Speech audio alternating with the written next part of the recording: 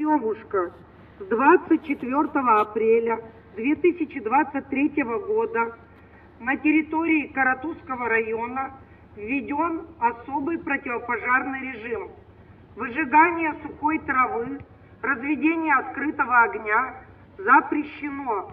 Ограничен вход и въезд в лес. Патрулирование лесов увеличено в несколько раз.